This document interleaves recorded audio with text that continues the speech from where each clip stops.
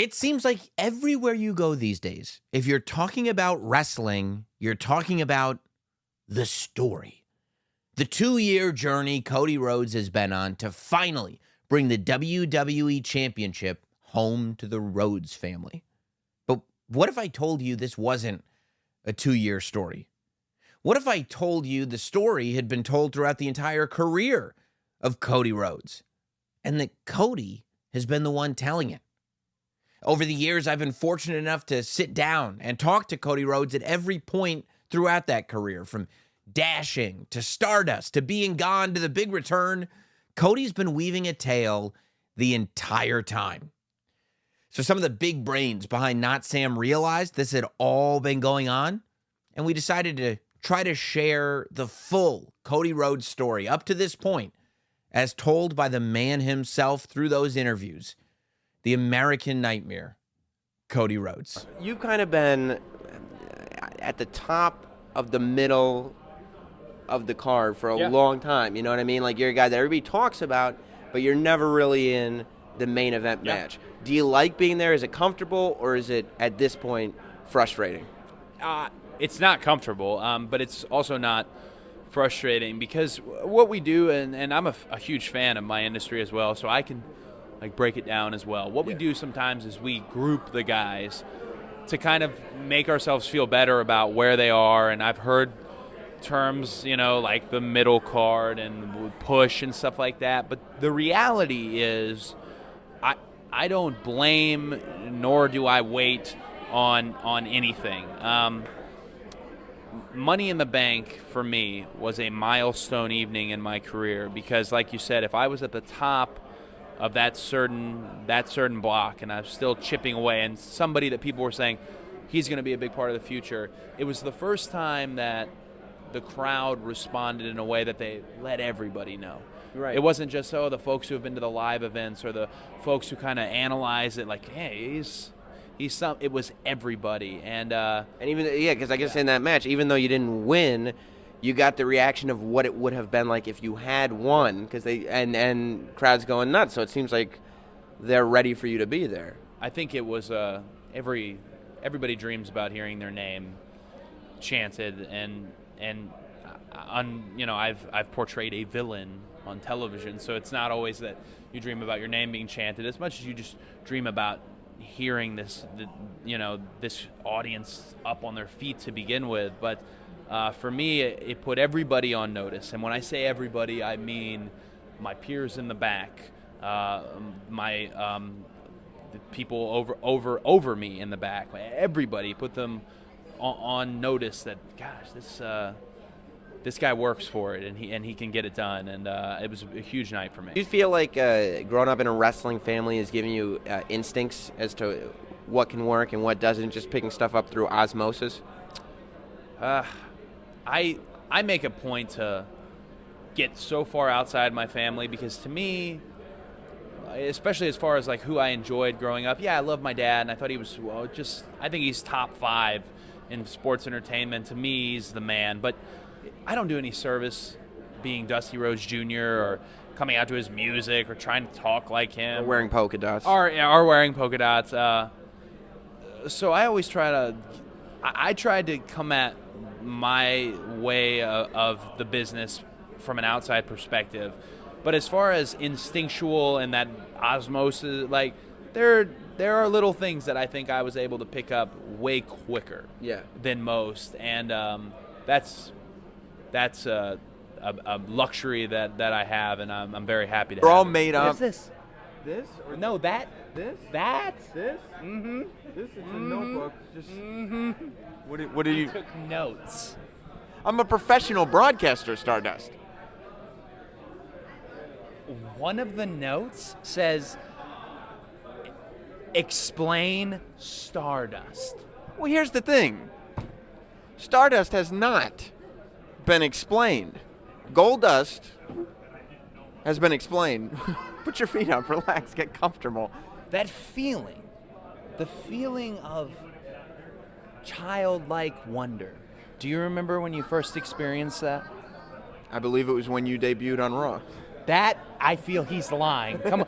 Think like the first time you rode a bike. I fell. Or saw, oh, well. I'm not an athletic guy, Stardust. No? No. That's Stardust. Oh. That's me explaining it. Take it off your list. Just childlike wonder? Hypothetically, do you think that grandfather would be happy to see Stardust singing songs with stars on his gloves? Grandfather, would he be, for this hypothetical situation you posed, would he be a plumber, union plumber, or freelance plumber? I would say probably a union plumber whose son grew up to be an American dream, I guess. I need more information. And what did his son do? His son, well, he was the son of a plumber. He dined with queens and also on pork and beans, hypothetically. Did he sleep in alleys? He did. He did.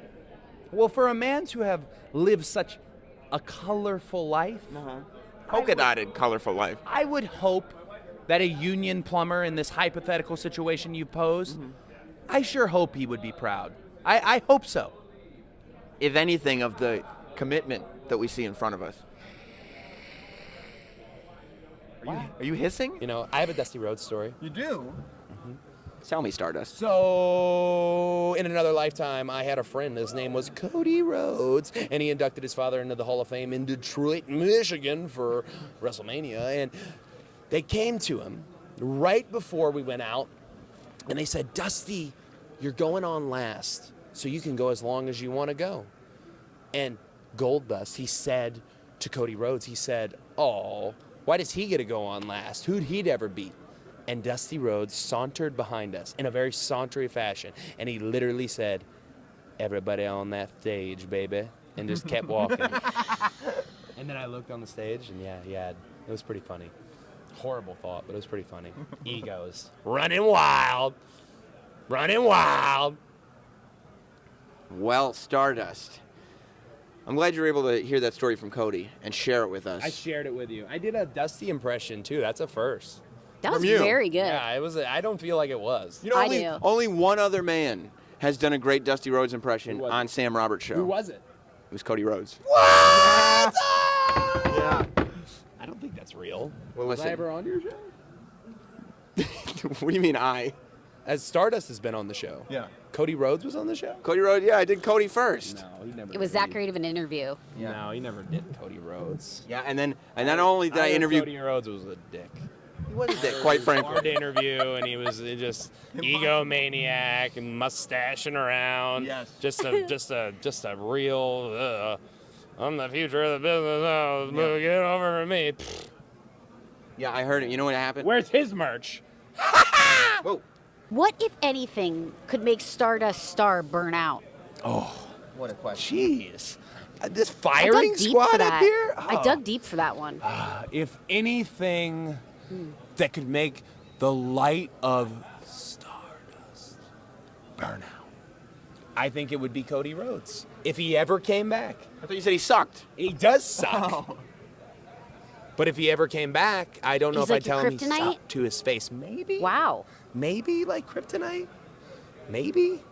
I don't know. He's just, there's something about that pairing. I feel like you can't have one and the other. So that's about it. That's all. But what was the exit from WWE like? Was it this dramatic moment of, you're giving this to me, I'm not taking it, I'm out of here? Is it, look, guys, you know I've been fed up, I'm leaving? Like, what was the exit moment? It was rather dramatic because nobody quits. Right. They fire you. Right. Nobody gets to quit WWE. And I wasn't going to have that. They were going to keep me there, whether it be out of respect for what I've done already or whether it just be out of respect for my dad. I was going to work there forever. And I am not one who the paycheck just is not worth, it's not worth your happiness. It's not. You said on Aubrey Sitterson's podcast that you left 7 figures. Did you leave 7 figures on the table? That is a very. On Aubrey's podcast, I was drinking. I openly said in the beginning. I mean, that's fair because that's about, yeah.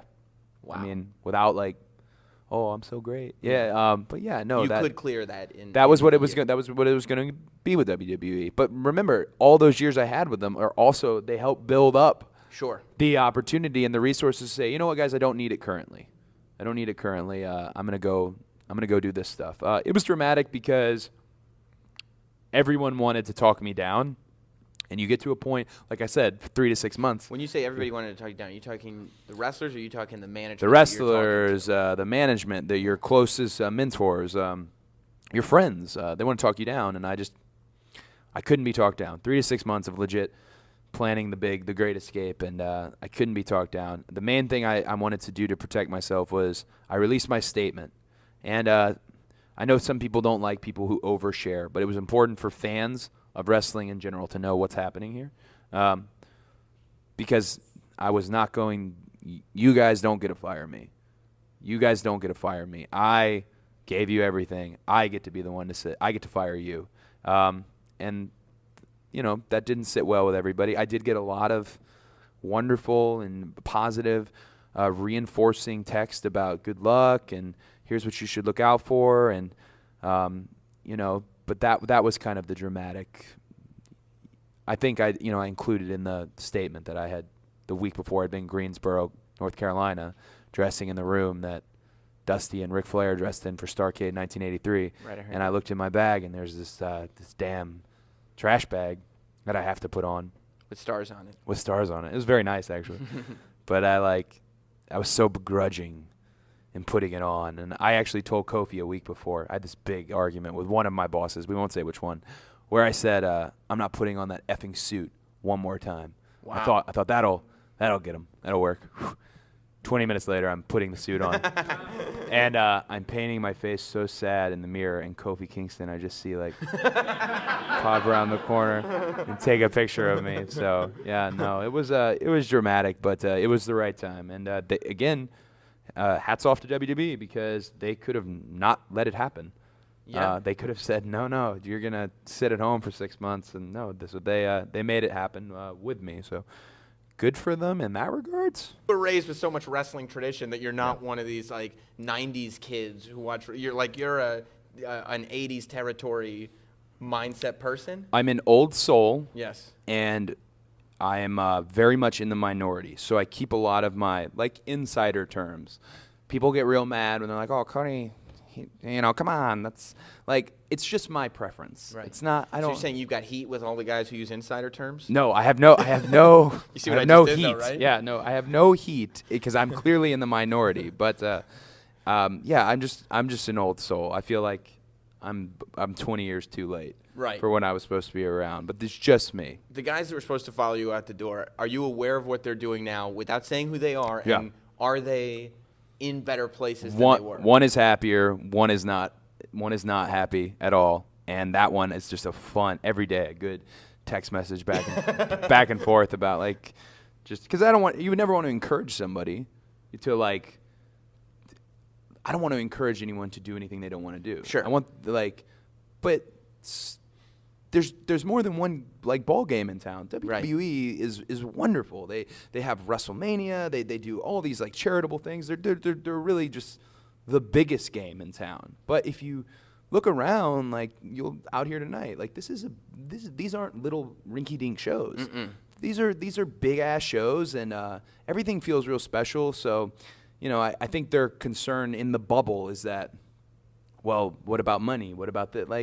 Come on, man. Sometimes you gotta take a chance, you know. Yeah. And if it's a bit of a pay cut, it's a bit of a pay cut. But so far, I honestly really hasn't been because we're working so frequently in so many different places, and yeah, no. I think in the bubble, you think WWE is the only thing. And there are other guys that have relayed similar opinions that they've left WWE and kind of worked regular on the indies. Yeah. And if you can work regular and also get your merchandise game right and figure out the digital thing, a lot of them are not taking pay cuts.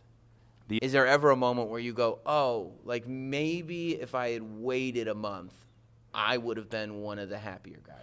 No, because the draft thing came, but let's be totally honest, 6 months before the draft thing came, they told us the draft thing was going to happen, and we filmed these commercials with these flags, and the commercials ended up being Sci-Fi, SmackDown coming to Sci-Fi. Right. So everyone was very aware of the draft split. No one was particularly aware of where they're going or that nature, but I did ask in my second to last week, I asked someone who I trust very much on the creative team, and I'm still friends with today. I said, is there a plan? Because we had a plan going into WrestleMania, and that plan got kibosh. So that was one of the, anyways, I asked him, and he said, no, there's currently no plan. Mm-hmm. So when I look at the draft and stuff, I don't feel like it would have changed. I don't think it would have changed for me because, like, big believer in whatever you're given. Sure. If you're a magician, if you're Stardust, if you're whatever you're given, you have the chance to go out. It's your TV time. That's your moment. You go out and you can make Vince literally look up from his phone and go, "Oh, that worked. Let's keep going with it."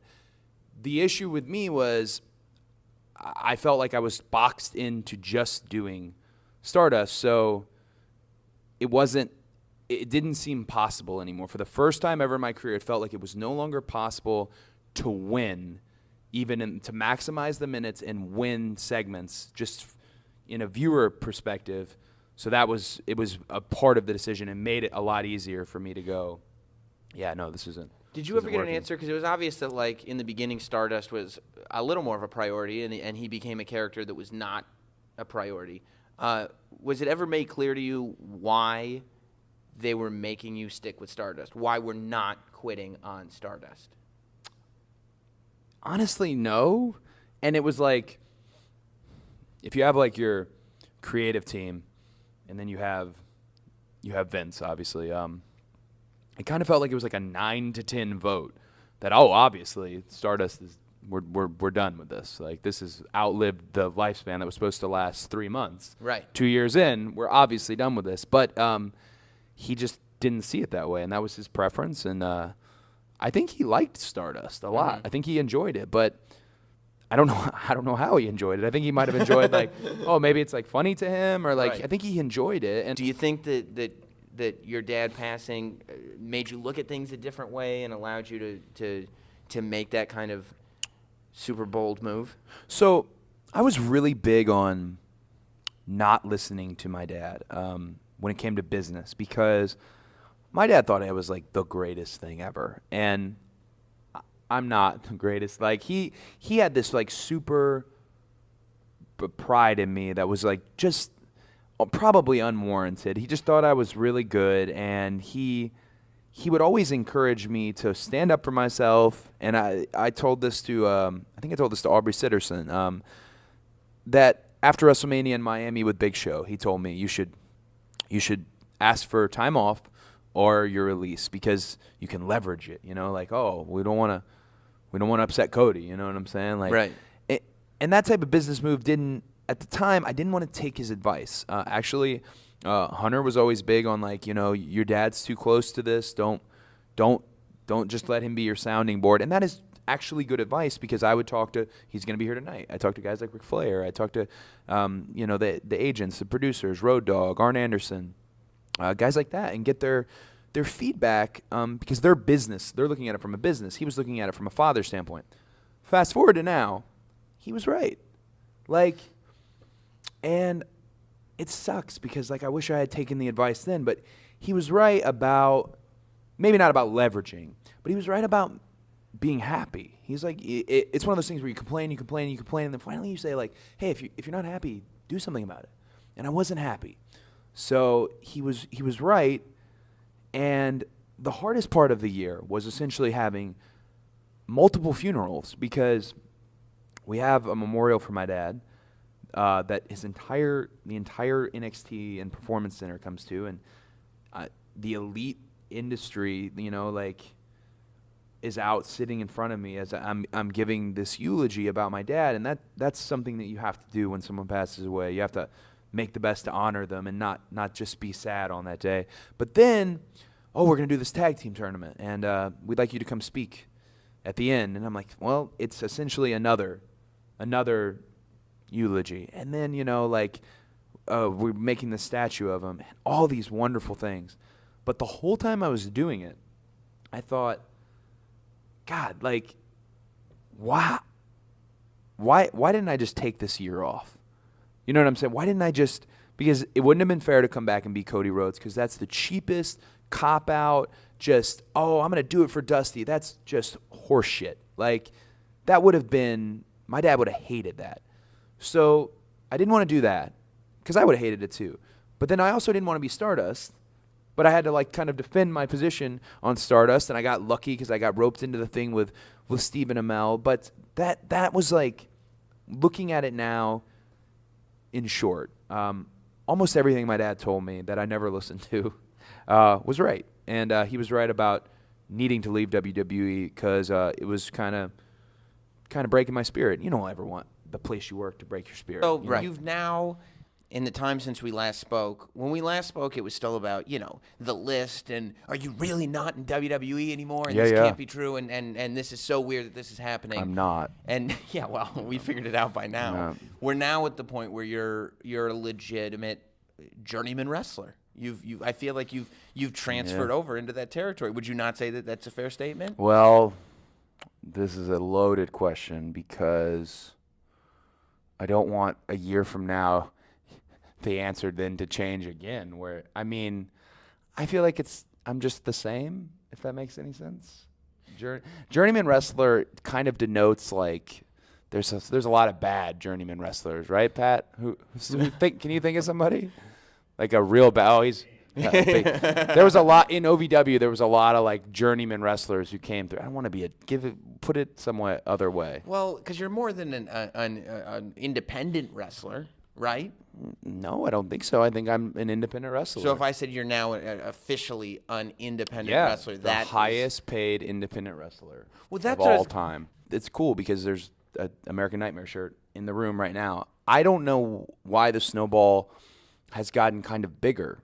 I guess that's how it works, right? It rolls down the hill. Yeah. I'm waiting for it all to be like, okay, move on. We've seen him. Yeah, and it's just been I don't know. Maybe it's being around the Bucks and seeing what they're doing, but this is like it's going backwards. I just found out that my merchandise is going to be on normal retail shelves with the Hot Topic deal. That's amazing. Yeah, and they'll be next to WWE merchandise. Like you'll be able to. Yeah. Did you think a year ago that you would sign a deal that you can go to a mall and buy a Cody Rhodes T-shirt? I know, and it's crazy. And it's really, I'm very, very, very, very lucky for how it's gone, and I'm lucky the time period that I chose to split because now you can watch Evolve on Flow Slam. You can watch New Japan on New Japan World. Every promotion's really good about getting its audience, hey, here's where you can see what we do. So that's, the era of TV is slowly dying. It's not, but we're in it. It's slowly going away. Was there any hesitation in joining the Bullet Club? Because, that you now have become this guy who is definitely an individual singles marquee talent, and you are now jumping under the umbrella of a brand that is as big as any brand is outside of WWE in this industry. Yeah, maybe a little hesitation, but not because I didn't want to be part of it. I absolutely wanted to be part of it, but I didn't want to be lesser than. Kenny Omega is probably, I'm the best professional wrestler currently. If you've watched not just the Okada match, the series of matches that he's been having, and then the Bucks, their style it is what it is, but they can do it every night. I didn't want to be lesser than. And they're being the elite, the YouTube, their level of creativity, their level of business acumen. The Bullet Club is very much elite when I look at those guys. So I just didn't want to be lesser than. So I figured, well, if I need to. It was a challenge for me. Plus, you're theoretically going to be compared to the people before, the AJ Styles, the Finn Balor, all these. I hope no one compares me to AJ Styles. He's really good. No. Yeah, they have an elite list of folks, and I feel like with the Bullet Club, if you look at kind of the history of the Bullet Club, you'll see like there's some names that you're like, what about that guy, you know? And then, but then there's some other names that AJ Styles is a great example, Finn Balor is a great example. Yeah. You wanna walk in, you know, in the same step that they did. So if we ever do run this building with 10,000 seats, that now I have promised Dave Meltzer we're gonna do. I saw you open your big fat Yeah, mouth on Twitter. I would love Adam to have been a part of that because we're doing everything we can to find a suitable spot. You know? Cody Rhodes, somebody that I've spoken to when you had a mustache. I've spoken to when you had a giant star painted on your face.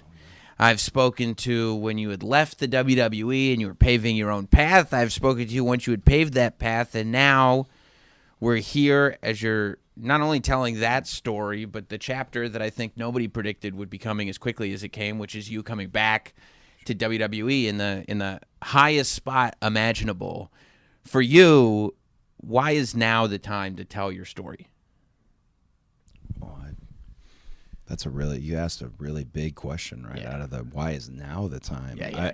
You know what's when you were saying everything about we did this interview and we did that interview, I forget how significant the post WWE interview was. Yeah. And a big lesson for me in that was you can't just say, you have to be a little more careful with what, at the time, man, I was just flying off the handle, and what I was saying is what I believed and what was true and things of that nature. But it just had a big, I remember at that time when it came out, I realized like that there's a movement happening. The independent movement is happening without me, but I am part of said movement.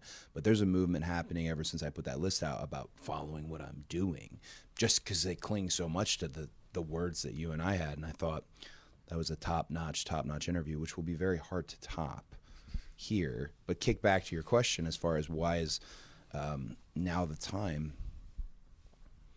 I think likely the reason now is the best time is WWE's audience, the WWE universe, pro wrestling fans, all these fandoms. Sometimes the pockets are different, the circles are different. There's not as much crossover as we think. Like, you're a longtime fan, you can tell me about the Mega Powers, and you can tell me about a Bash at the Beach, and you can walk me through that. There's a lot of fans who come to these shows today.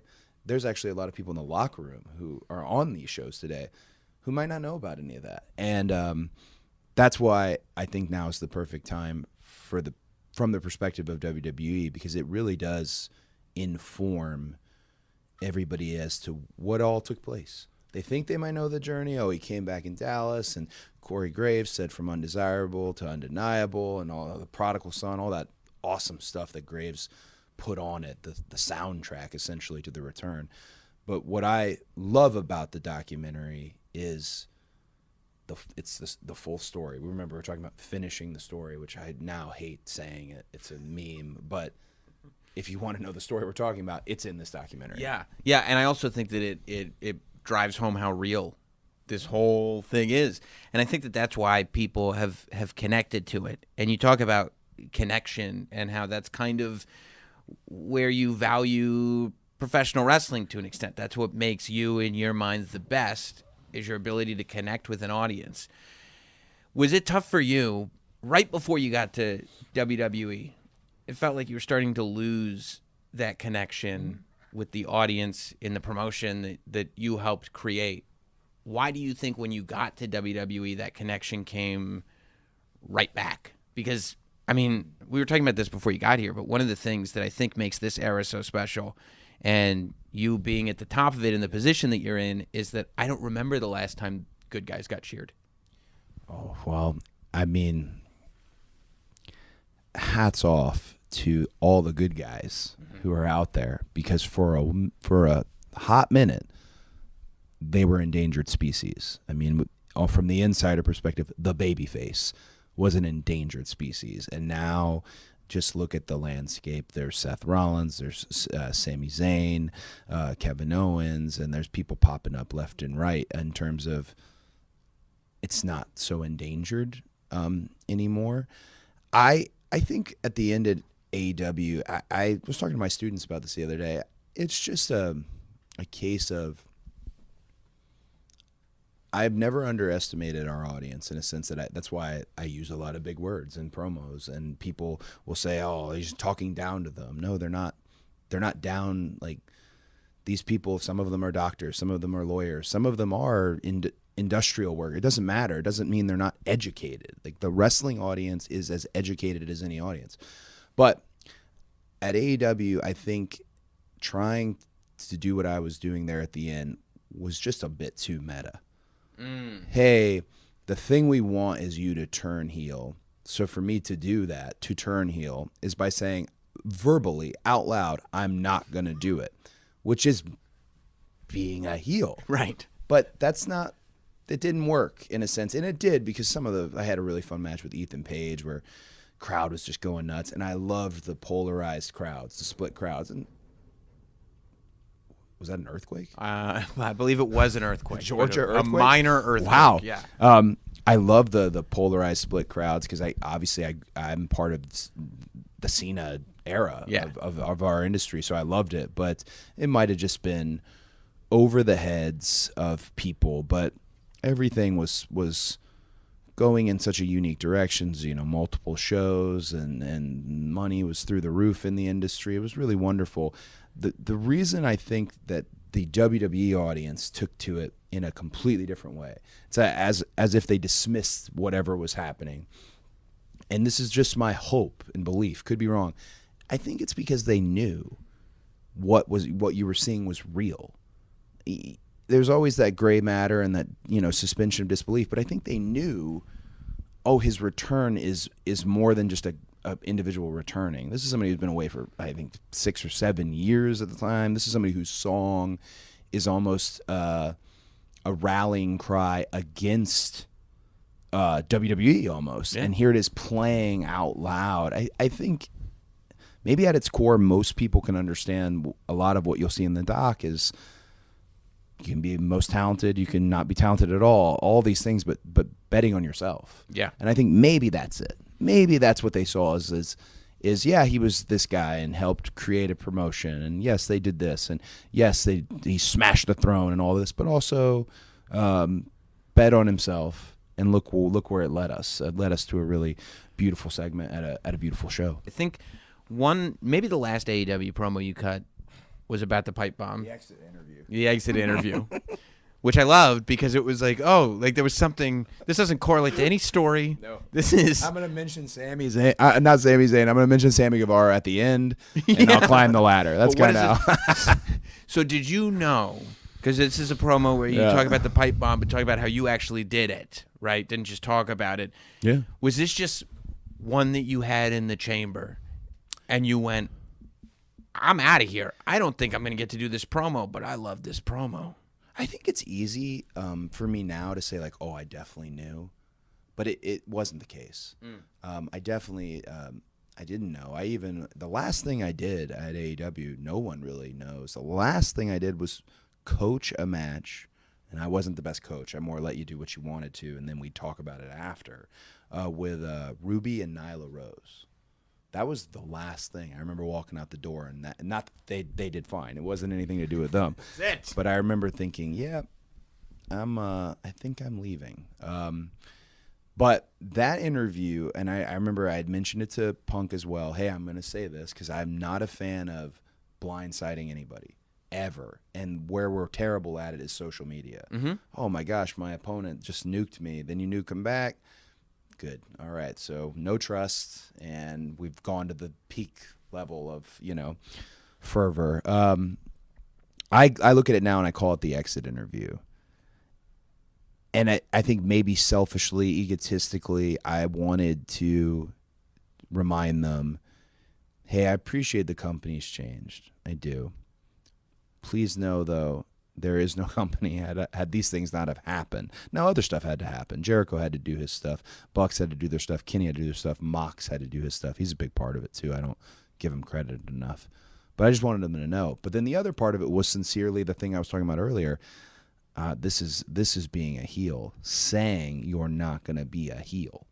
It just was too meta, and I had fun with it. I did. And even when the belt came back in the Target Center, it was perfect because Dax and those guys knew what to do. We did a whole, like, we leaned into it. I'd always tell QT or Tony who was ever there, I'm like, I'm leaning in.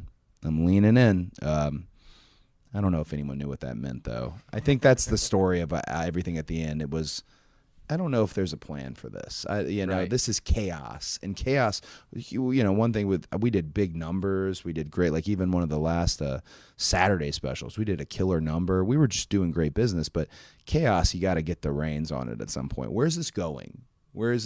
Arn, that's another thing. He just was for the ride. He didn't care.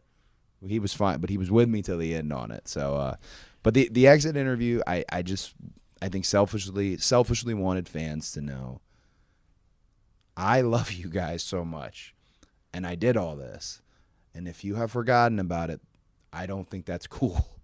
But it's the nature of it. Me, Matt, and Nick talk about that all the time. It's like people don't remember, and I'm of the thought when I'm 80 years old, and maybe it would be like, no, he did do all this, he did all that. When you got to the main event of WrestleMania, it just felt right. Every single person in that building was like, yeah, this is what the main event of WrestleMania should be. But the more I thought about it, the more I was like, look, I remember how I looked at Roman 5 or 6 years ago. I look at him totally differently now. I remember how I looked at the Usos 5 or 6 years ago. Sammy and KO, Seth Rollins, like, you look at him differently, and it's the same for you. But you're still the same human being. Except now you can answer, what does it feel like to main event WrestleMania?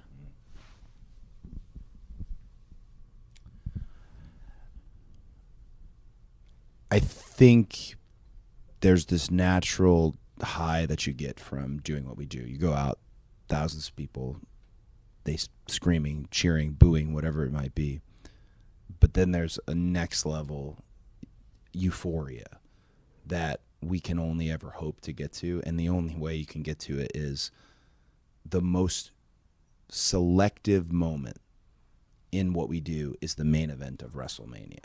I was telling my mom, I was like, it's like getting elected president in the business to know you've got the match. You've got the match that is going to main event the year of sports entertainment, also the year of pro wrestling.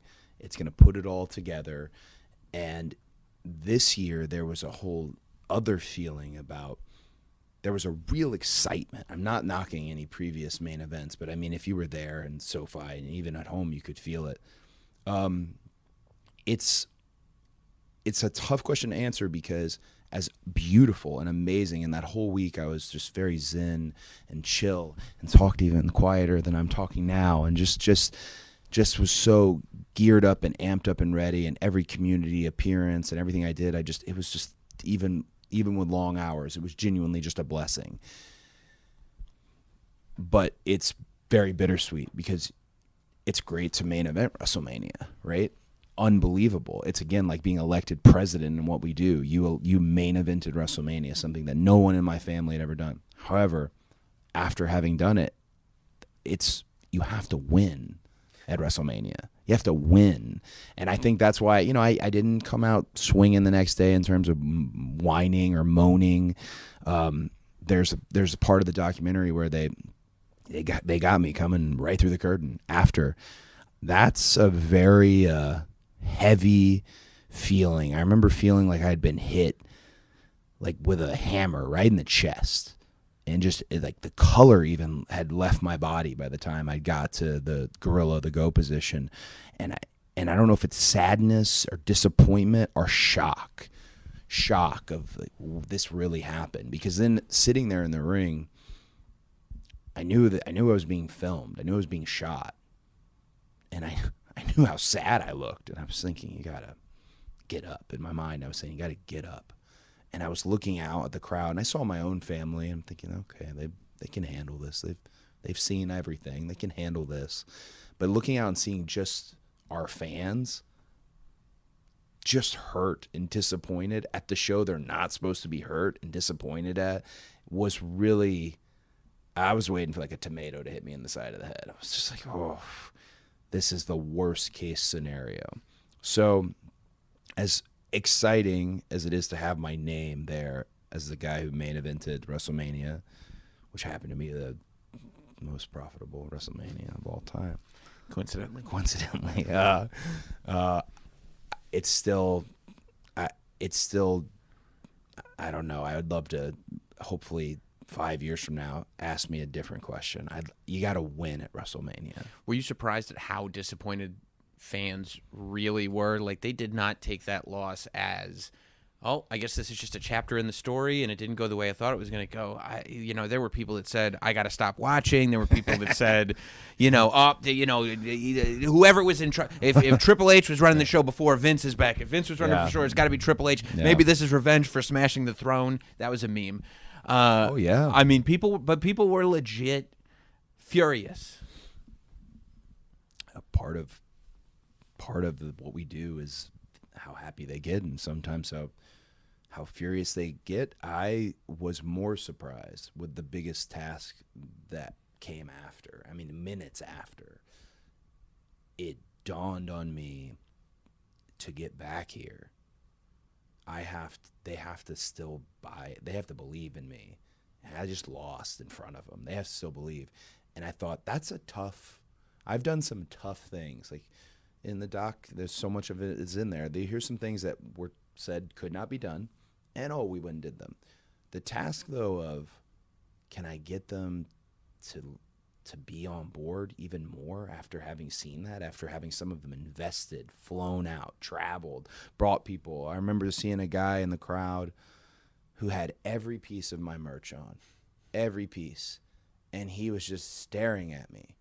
And it was a grown man, hand on his hips, and I looked at him, I caught eyes, and I couldn't break, and he literally just went like this.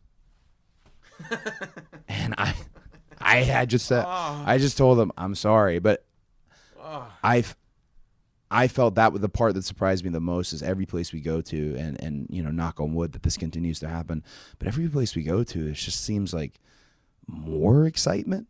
Yeah. And I don't want to buy into anybody like, oh, that's what I knew it. No, it's a tough task, yes. But they feel more excited. And a thing I noticed even last night was fans are bringing signs back a lot more these days. Yep. Signs. Yes.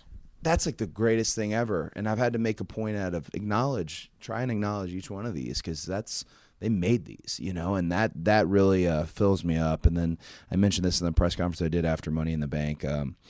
But I think we're on pace to do something very, very special. But everything I do, even this interview, everything I do is so fragile. It feels like it's just fragile, which all great things are. They're fragile. They're not like the story of Cody Rhodes is not a lock. Oh, this was a lock, like this guy from Radio Row that you interviewed as Stardust. This guy's a main eventer of WrestleMania. Like nothing's a lock. Right. But getting where I'd like to getting back, and that's kind of as far as I word it. I think it's fragile, but I try to make it a lock. Last question: Is there a hell of a question? Anything in life, professionally speaking, mm-hmm. that is more self-affirming than Vince McMahon flying to your house because he finds out you're working without a contract? Sure. And not only saying we want you back, saying we want you back in the highest spot possible. And this is something that's never been done, I don't think, on the level that you did it. We want the brand that you built back in the highest spot possible. Is Kevin the one that say he flew to my house? Kevin's the one. Kevin Owens in the trailer says he flew. Yeah, but Bruce Pritchard also in the. I feel like that's a line that's probably going to stir up a lot of feelings in people. Kevin almost said it through gritted teeth. Not a lot of people get that treatment. Professionally, especially after the last conversation we had at a school in Rahway, New Jersey, before a WrestlePro show, talking about leaving WWE, professionally, there can be no other just reward. And self-affirming, sure, but just assurance that this big gamble, which was a far bigger gamble than people realize because they see it now, this big gamble was worth it, and that I have good instincts and a good mind, and the education I got at WWE and the education I got outside of WWE all applied together created something that they would want to make theirs. And to Kevin Dunn and Vince McMahon and Bruce Pritchard and Triple H and Stephanie, for all of them to, whether they dislike me and they sit around a table somewhere and make jokes about whether they have feelings towards what I did that I don't know about, they went all hands on deck in making it even bigger. Like, we can make this even bigger, what you've done, and that is the most beautiful thing. I get emotional thinking about it because you just didn't know when we last talked. How could I have known that I'm going to do a bunch of stuff and it's going to probably anger a lot of people, but it comes from a place of wanting to better the brand that I am myself and the brand that I'm currently in, where I was everywhere. So that was literally every show and every opponent I had. And gosh, there is nothing more self-affirming. It's a really good way to put it. But there's the side of me that's amazing. But the real thing is, okay, well, what do we do next? Yeah. That's the real, what do we do next? In 5 years, how excited will they still be about, what do we do next? And that's the responsibility I have. And Nick Khan, I should mention him as well. He's really big on the responsibility that I have. I never really had it before, and now I have that responsibility, and I just want to live up to it. When you look at the people that are helping tell your story in this documentary, and you look at so many people that are in your family that are still by your side, you look at your friends that are there to help tell your story, but you also look at the legends in the business that came together to talk about you. And it's not just in the context of you with your dad. Undertaker especially is talking about you. Hulk Hogan is talking about you. Even Ric Flair is talking about you. I mean, that's got to be, not even jarring to an extent. Well, I think it's yes, it's definitely jarring if you have the hat on that I had on for many years where you're just a fan. Right. And gosh, are they going to get any better than The Undertaker? Are they going to get any better than Hulk Hogan? And I have this argument with my friends all the time who wax poetic about the 1980s and the Attitude Era, and it was so amazing. But we have to get out. We were stuck in it. It was the best. And now, I mean, you guys know this. People from WWE internally know this. All my kids know this. This is currently the healthiest, most successful time for both pro wrestling and sports entertainment. And it's not 1988. It was amazing. It was awesome. But I would like those guys to mark out for us. We've been marking out for them for long enough, and we honor them long enough. Half the moves I do are other people's shit. But it feels appropriate. Now, is it expected? Was it something when I saw these names? No, gosh, and I'm very blessed that I was able to get their attention, but it does feel like we're going in the right direction. Does finishing the story have to happen at WrestleMania for you? I don't think I have a definitive answer, but I will tell you, I think it does. And the reason being, if last year the match had gone differently, if last year Roman had just beat me 1, 2, 3 right in the middle, I crumbled under the lights, I wasn't on his level, that's a different story. But the way the match unfolded,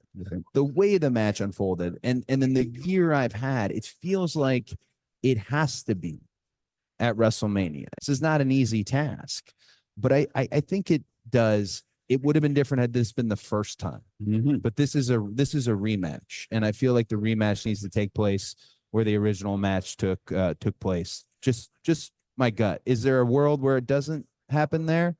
Sure, perhaps, but in my lay down at night, go to sleep dreams, it would be at WrestleMania, especially because I love Philly so much.